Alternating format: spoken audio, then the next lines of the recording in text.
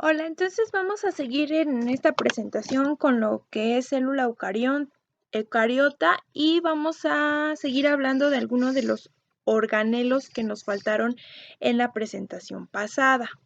El aprendizaje esperado para este tema demuestra la importancia de la célula como un elemento fundamental de los seres vivos, identificando los diferentes tipos de estas y su ubicación dentro del entorno natural.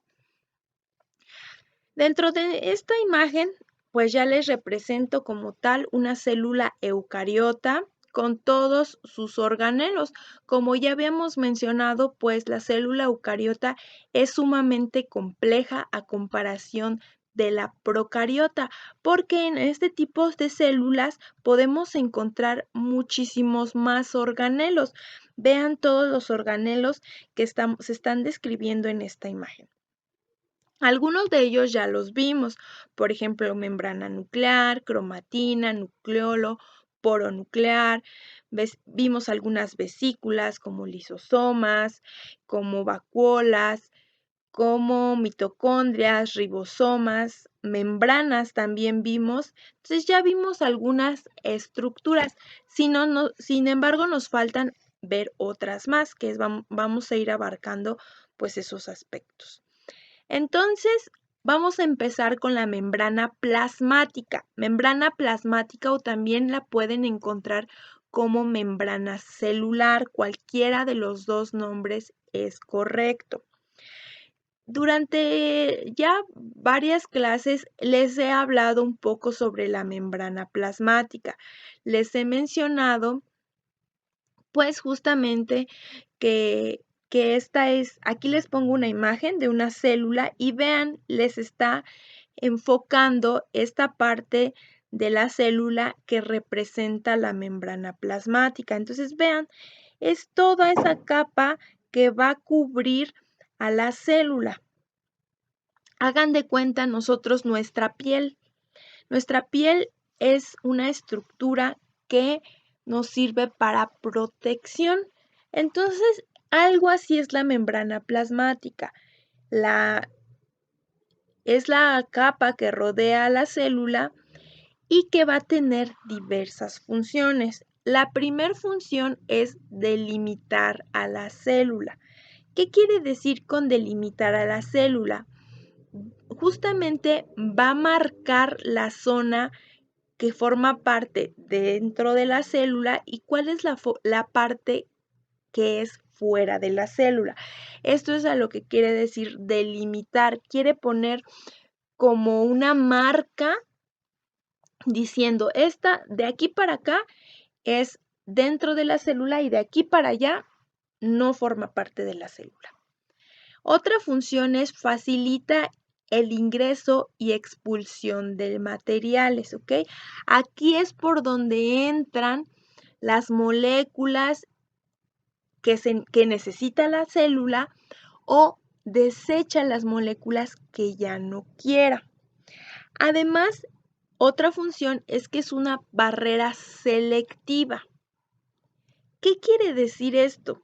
Ya les había puesto un ejemplo sobre esta membrana plasmática y les mencionaba yo que es como si fueran cuando van a un antro y el de la puerta, el policía les dice, pues tú sí puedes entrar, tú no puedes entrar, a lo mejor tú no traes IFE, entonces tú eres menor de edad, no puedes entrar, pero tú como si traes IFE, tú sí puedes entrar. Entonces esas personas seleccionan en la entrada quién va a entrar y quién no. Es algo así, eso es lo que hace la membrana plasmática, es una barrera selectiva. No a cualquier molécula va a dejar entrar y esto va a depender de qué moléculas necesita la célula. Ahora, en 1972, dos científicos propusieron que la membrana plasmática o membrana celular sigue un patrón de mosaico de fluidos. ¿Qué quiere decir esto de mosaico de fluidos? Propuesto por Sanger y Nicholson en 1972. Por un lado, tenemos la parte de mosaico. ¿Por qué lo llaman como un mosaico? Esto básicamente se refiere a que justamente la membrana plasmática está compuesta por diversas moléculas. Vean, aquí está en grande esta parte de la membrana plasmática y ustedes pueden observar que está formada por proteínas, por glucolípidos, que son carbohidratos unidos a lípidos, que están aquí cadenas de carbohidratos, colesterol, lípidos, ¿ok? Entonces, podemos identificar dentro de la membrana plasmática diversas moléculas. Es por eso que, por ese aspecto, le llaman que es un mosaico. Pero también le llaman que es un mosaico de fluidos. ¿Por qué de fluido? Porque todas estas proteínas que ustedes ven, aquí hay una proteína, aquí hay una proteína, estas proteínas constantemente van a cambiar de lugar dentro de la membrana plasmática. Por ejemplo, esta proteína en color verde que les estoy señalando, ahorita está aquí, pero pasando un rato puede moverse a como está aquí. Entonces, por eso también le llaman que es fluido. Todas estas proteínas van a fluir, van a moverse dentro de la membrana plasmática. Ahora vamos a hablar de sus componentes.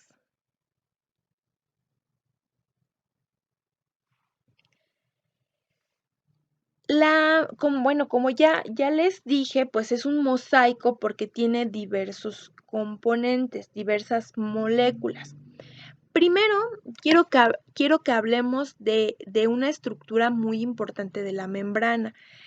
La membrana plasmática está formada por una bicapa lipídica o una bicapa de fosfolípidos. Entonces, si hay alguna pregunta que les mencione, está compuesta por una bicapa lipídica, aquí es muy importante, esa sería la membrana plasmática o membrana celular. ¿Por qué una bicapa de fosfolípidos? Aquí les puse otra imagen. Esta representaría la membrana plasmática. Y quiero que observen bien esta parte que les están marcando en un cuadrito negro, que sería el acercamiento de esto ya en grande que tenemos aquí. Quiero que vean estas estructuras que tienen una cabeza y dos colitas, como si fueran dos piecitos. Este es un fosfolípido, este es un fosfolípido, este de al lado es otro fosfolípido, este es otro fosfolípido y este es otro fosfolípido.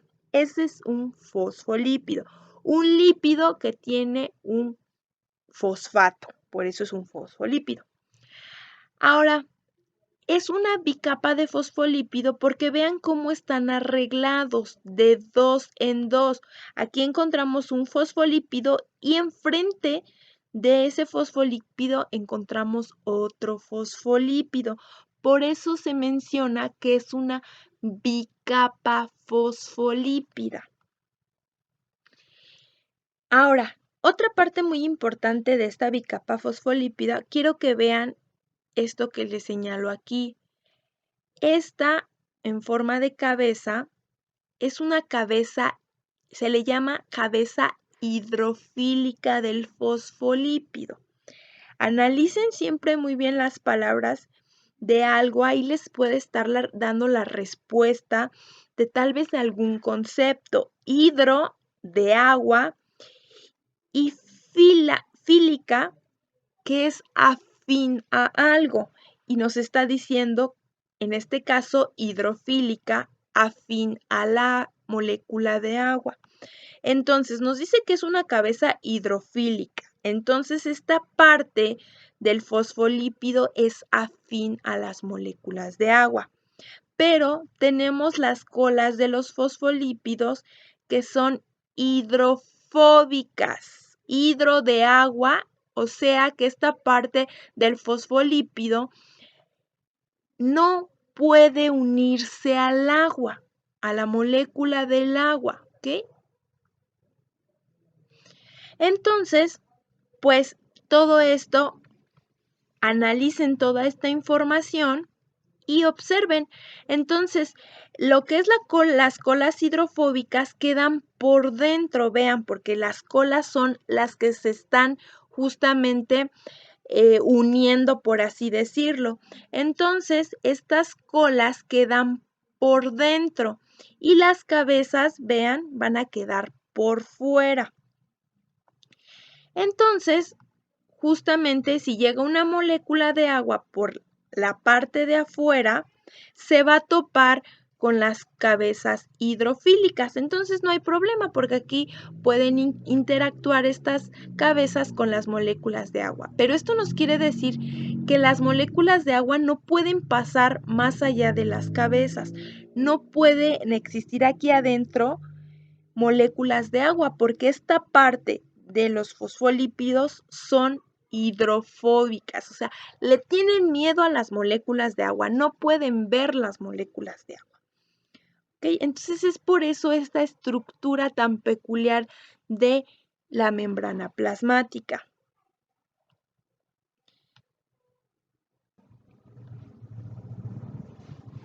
Ahora, otro componente de la membrana plasmática son los carbohidratos. Como les mencioné, existen también dentro de la membrana plasmática, dentro de su estructura, las glucoproteínas, que son gluco, es un carbohidrato, y pues proteínas. Son carbohidratos unidos a proteína. Son estas especies de arbolitos verdes, de ramas de árboles, mejor dicho, color verde, y son glucoproteínas. ¿Para qué van a servir estas glucoproteínas? Pues de reconocimiento celular. Aquí es donde llegan las moléculas y justamente estas glucoproteínas van a identificar la molécula. Por ejemplo, si llega una molécula de agua a la glucoproteína y la glucoproteína revisa su estructura química y reconoce que es una molécula de agua y le dice, entonces, ¿sabes qué? La célula necesita una molécula de agua, entonces puedes pasar. Pero si reconoce que es la molécula de agua y le dice, ¿sabes qué? No necesitamos dentro de la célula más moléculas de agua, entonces no la deja pasar.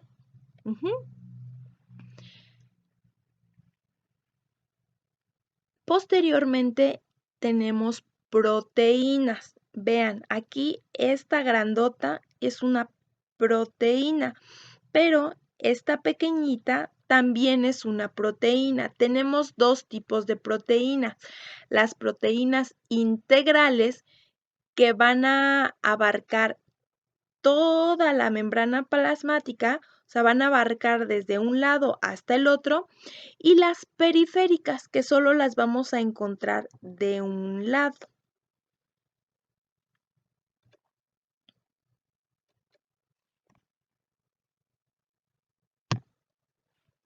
Ahora, ¿cómo van a pasar las moléculas de un lado a otro, de un lado de la membrana al otro? O sea, ¿cómo van a entrar las moléculas a la célula? Si una molécula entra a la célula, tiene que pasar forzosamente por la membrana plasmática o membrana celular. Hay diversos tipos de cómo pueden transportarse las membranas al pasar las moléculas al pasar por las membranas. Aquí les puse un esquema de cómo son esos tipos. Entonces vean muy bien lo que es el esquema. Esta es la membrana plasmática, vean estos en color como rosita, es la bicapa lipídica o membrana plasmática. ¿ok? Y este sería un lado de la célula y este sería bueno, puede ser el lado por fuera de la célula y esta de este lado puede ser dentro de la célula. Vamos a poner un ejemplo para que comprendan un poquito mejor esto. Hagan de cuenta que esta bicapa lípida que les representan aquí es como la frontera. Y de este lado está México y de este lado está Estados Unidos. ¿Ok? Entonces vamos a poner otro ejemplo para que entiendan mejor. Del lado de México, que es este lado, hay muchas moléculas de agua, muchas moléculas de agua. México está lleno totalmente de moléculas de agua, como lo representa aquí el esquema. Aquí nos están poniendo muchas moléculas. Nos están diciendo que de este lado hay muchas moléculas, pero del otro lado, que en el ejemplo que les menciono, sería Estados Unidos, vean, solo hay 2 moléculas pequeñas de agua. ¿Ok? Entonces vamos a encontrar diversos tipos de transporte de estas moléculas. Tenemos primero la difusión simple. Esta es muy sencilla. Como en México hay muchas moléculas de agua y en Estados Unidos, de este lado, hay muy poquitas moléculas de agua, pues las mismas moléculas donde hay muchas moléculas de agua van empujando a las otras moléculas para que se pasen del otro lado, para que atraviesen la frontera, en este caso atraviesen la membrana plasmática hacia el otro lado. En este caso, este lado sería Estados Unidos, por así decirlo. Ellas mismas las empujan. Por ejemplo, cuando ustedes van dentro del metro y hay muchísima gente, entonces al momento de que abren las puertas, pues la misma gente de atrás empuja y lo sacan del metro, ¿ok? Algo así parecido. Como hay tanta gente adentro del metro, pues esa misma gente los empuja y los saca. Entonces es algo parecido esto a la difusión simple. Como de este lado hay muchas moléculas, pues por sí solas van empujando a las moléculas para que pasen por el otro lado. Ahora, tenemos otro tipo de transporte, el transporte pasivo o por difusión facilitada. Aquí vamos a encontrar dentro de este tipo 2. Una que se llama por difusión mediada por canales. Y vean, aquí vean esta estructura. Dentro de la frontera, por así decirlo con el ejemplo, o dentro de la bicapa, vamos a encontrar proteínas. Todas estas estructuras grandes son proteínas. Y dentro de la difusión mediada por canal, estas proteínas, vean, abarcan toda la membrana plasmática y van a ser como un puente. Hagan de cuenta que entre México y Estados Unidos, en la frontera, hay un puente. Entonces las personas pasan caminando. Entonces así es más o menos este canal. Es como un puente que pasan de un lado a otro. Se llama difusión facilitada porque estas proteínas van a facilitar su transporte. Pero ahora tenemos otro tipo que es la difusión mediada por transportador. Aquí también utiliza una proteína, vean, pero esta es una proteína en la que justamente la molécula entra a ella y como que la encapsula y la atraviesa del otro lado. Podríamos poner otro ejemplo aquí. Ustedes están en el lado de México y se suben a un coche. El mismo coche los va a transportar va a pasar la frontera y va a llegar a Estados Unidos. Algo así sería. Entonces, también se necesitan proteínas. Y por último tenemos el transporte activo. Aquí quiero que vean las flechitas. Todas de las que hemos hablado van de el ejemplo que estamos diciendo de México a Estados Unidos. Pero vean aquí, en el transporte activo, la flechita está al revés. Aquí la molécula va desde Estados Unidos hacia México. Y ya recuerden de cómo es nuestras cantidades de moléculas. De este lado hay poquitas moléculas y del otro lado hay muchas moléculas. Hay que regresarnos al ejemplo del metro de la Ciudad de México. Ahora ustedes pónganse en el lugar de afuera. Hagan de cuenta que ustedes están esperando el metro de la Ciudad de México. Entonces están afuera del metro. Llega el metro, pero viene muy llenísimo. Ya no cabe ni una persona más. Pero ustedes tienen que subirse a fuerzas porque llevan muchísima prisa. Entonces, ustedes comienzan a empujar a la gente, comienzan a utilizar energía para poder empujar a la gente y poder entrar. Es algo así lo que pasa en el transporte activo. Entonces, aquí como hay muy poquitas moléculas, estas se van a empujar y van a utilizar energía para entrar al lugar donde hay muchas moléculas. Esos son los tipos de transporte.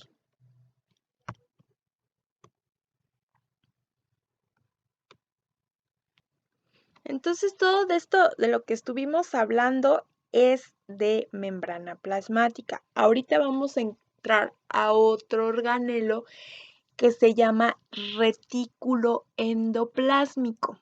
¿Ok? Quiero que observen muy bien estas estructuras. Vean, esta es una célula eucariota y este es el retículo endoplásmico. Vean muy bien. Siempre, para que lo reconozcan y lo identifiquen mejor, el retículo endoplásmico siempre va a estar rodeando al núcleo. Este es el núcleo con su ADN y el retículo endoplásmico va a estar rodeando al núcleo. Ahora, vamos a encontrar dos tipos de retículo endoplásmico. El retículo endoplásmico rugoso y el retículo endoplásmico liso. ¿Cómo van a diferenciar el rugoso del liso? Vean, observen muy bien estas estructuras circulares que hay dentro del rugoso. Estas bolitas que se encuentran dentro de su estructura que son ribosomas. Ya habíamos hablado de los ribosomas y les dije que los ribosomas sintetizan proteínas. Entonces vean, además de que los encontramos en otras partes de la célula, como pueden observar aquí, los encontramos en el retículo endoplásmico rugoso.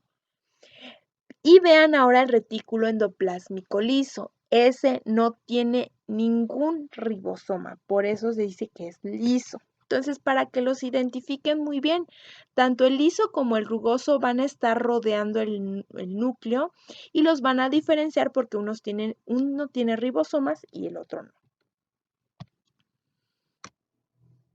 Ahora, ¿cuál es la función de este sistema de membranas? Son una especie de membranas que se encuentran, como ya les mencioné, rodeando al núcleo. Por un lado, el retículo endoplásmico liso es muy importante para la síntesis de lípidos. Aquí es donde se van a crear, donde se van a formar los lípidos. Acuérdense que pues los lípidos también tienen muchas funciones dentro de las células, principalmente lo que ahorita hablamos sobre las membranas plasmáticas que están formadas por fosfolípidos, pues ahí tenemos una función. Los lípidos son importantes en la formación de las membranas y pues también es importante el colesterol, los triglicéridos. Entonces, aquí en el retículo endoplásmico liso, el que no tiene ribosomas, es donde se van a sintetizar todos estos lípidos. Y el retículo endoplásmico rugoso, recuerden que es ese que tiene pues estos ribosomas en su estructura y los ribosomas tienen la función de síntesis de proteínas. Entonces, esa es la función del retículo endoplásmico rugoso, síntesis de proteínas. Ahora nos vamos con otro organelo. Aquí pongan mucha atención. Esta es otra vez una imagen de la célula. Recuerden que esto cafecito es el retículo endoplásmico, este que está rodeando al núcleo. Pero tenemos otra estructura que podrían confundirse con ella, pero en realidad sí son muy diferentes. Vean la estructura del aparato de Golgi. El aparato de Golgi, a comparación del retículo endoplásmico, este no va a estar cercano al núcleo. Vean, está más lejano que el retículo endoplásmico. Este aparato de Golgi fue descrito en 1889 por Camillo Golgi, de ahí deriva su nombre. Es un conjunto de cisternas o sacos aplanados. Vean, observen muy bien su estructura. Y este es muy importante porque su función es modificar, empacar y distribuir proteínas. Recuerden que el retículo endoplásmico rugoso sintetiza proteínas, forma proteínas. Entonces, aquí está el retículo endoplásmico rugoso, se sintetizan las proteínas y una vez que se sintetizan las proteínas, van a viajar al aparato de Golgi. Aquí el aparato de Golgi tiene una maquinaria muy importante en donde checa si las proteínas están bien formadas. Si no están bien formadas, las modifica, les pone tal vez aminoácidos correctos o etcétera. Entonces, una vez que estén modificadas y que estén listas, las van a empacar y aún así, ya empacadas, las va a comenzar a distribuir. ¿Ok? Entonces, este es un paso muy importante porque el aparato de Golgi justamente va a verificar que las proteínas estén bien formadas y las va a comenzar a enviar a donde se necesitan.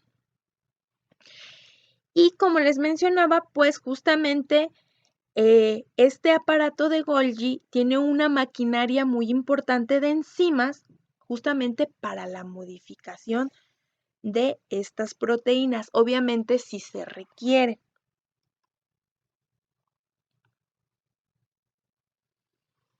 Entonces, eso es a grandes rasgos estos organelos. Vamos a hablar de otros organelos, pero primero quiero que no se vayan perdiendo a lo que hemos visto hasta ahorita. Vimos lo que es célula y les mencioné que hay dos tipos de célula. La célula procariota, la que no tiene un núcleo, ¿ok? El ADN se encuentra dentro del citoplasma. Y hablamos ahorita de la célula eucariota, la célula que tiene núcleo definido y que además pues es más compleja, tiene más organelos. Pero la clase pasada también les hablé que dentro de las eucariotas vamos a reconocer aparte otros dos tipos de célula, la célula animal y la célula vegetal. ¿Ok? Entonces, todos los organelos de la célula eucariota de los que ya hablamos los van a compartir tanto la célula animal y la célula vegetal, pero hay organelos que van a ser específicos o ya sea para una célula o para la otra. Y es lo que vamos a ver ahorita. Ya vimos núcleo, ya vimos nucleolo, ya vimos retículo endoplásmico rugoso, ya vimos retículo endoplásmico liso, ya vimos citoesqueleto, ya vimos membrana plasmática, lisosomas, complejo o aparato de Golgi, ya vimos mitocondrias, ya vimos citoplasma, ya vimos peroxisomas, ya vimos ribosomas. Ok, ya vimos todos estos organelos que tanto la célula animal como la célula vegetal tienen. Pero vean, en el caso de la célula animal hay unas estructuras importantes que es centriolos y vacuolas que van a tener. La vacuola ya la vimos, Pero aquí lo único diferente entre la célula animal y la vegetal es que la vacuola de la célula animal es pequeña y en la célula vegetal la vacuola es sumamente grande, ¿ok? Esa es la única diferencia en las vacuolas. Pero hay organelos, por ejemplo, en la célula animal, centriolos, que no tienen la célula vegetal. Y en el caso de la célula vegetal, véanla bien, tenemos dos organelos que no tiene la célula animal, que es el cloroplasto y la pared celular. Entonces vamos a hablar de estos tres organelos. Comenzamos con la célula animal. La célula animal específicamente va a tener organelos llamados centriolos. ¿Okay? Aquí vean, se los estoy representando. Esta es una célula eucariota y aquí es un conjunto de especie de tubos, vean, un conjunto de tubillos, así es como lo van a reconocer aquí en esta parte. Vean, hago un acercamiento, una especie de tubillos. Y esos son los centriolos. Ahora, ¿para qué sirven los centriolos? ¿Okay? Los centriolos están formados por proteínas que ya habíamos visto en el citoesqueleto que se llaman microtúbulos. Y estos microtúbulos que están, que son importantes, estas proteínas, van a ser muy importantes durante la división celular. Cuando se va a dividir una célula,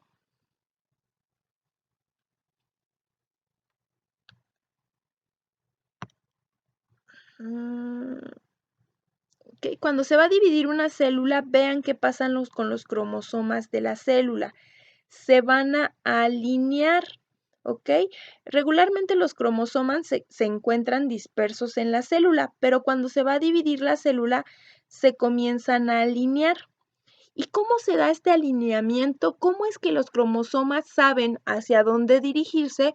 Pues gracias a estas estructuras, a los microtúbulos, a estas proteínas importantes. Entonces, esta es la función de los centriolos. Una organización le da una dirección a los microtúbulos en la división celular.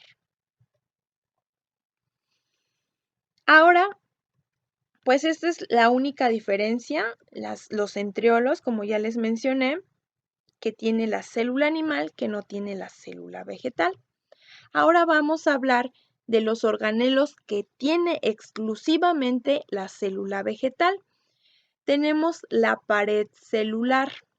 Ya habíamos hablado de la pared celular en lo que es célula procariota y yo les mencionaba que es esa capa externa con la que cuentan las células y que se localiza por encima de la membrana plasmática. ¿Y cuál va a ser su función? En el caso de las plantas, va a servir de soporte y sostén. Ya les había mencionado eso. Las plantas, pues al no tener como nosotros, los humanos, un esqueleto, necesitan tener alguna otra estructura parecida para tener rigidez. Entonces, gracias a la pared celular pueden tener este soporte y por eso es que pues algunas plantas incluso pueden llegar hasta crecer muy alto y pueden tener esa rigidez que necesitan. Por otro lado, también algunos hongos y bacterias tienen pared celular y pues también va a servir de soporte, pero además también la pared celular puede servir para protección en contra de patógenos.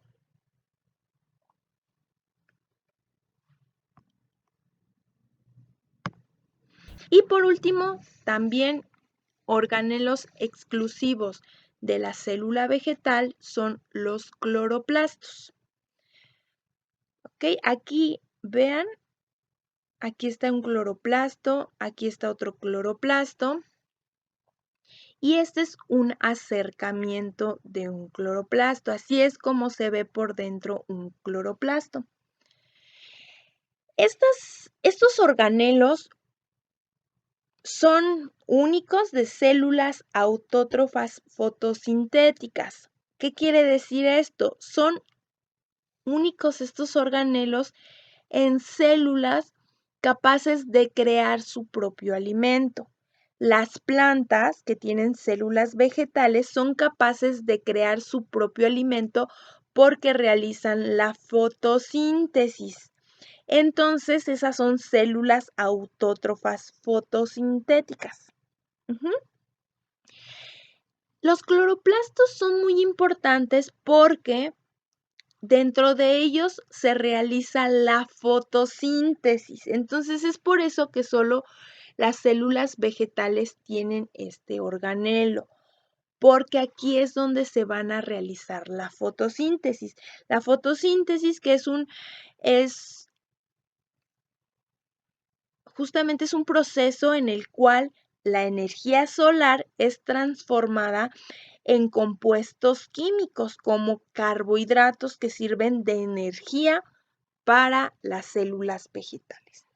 Entonces, los cloroplastos, no se les olvide, son exclusivos de células vegetales y dentro de los cloroplastos se va a realizar la fotosíntesis. Aquí, como les menciono, este es un ejemplo de un cloroplasto con un acercamiento y pueden observar varias estructuras. Primero, algo muy importante, el estroma, que es todo este espacio en donde se encuentran estas estructuras. Y es muy importante mencionar que además del núcleo de las células que contiene ADN, los cloroplastos también pueden contener ADN. Esto es algo muy, muy, muy importante y que no quiero que se les olvide. Los cloroplastos son otro organelo que también puede contener ADN. Y vean, estos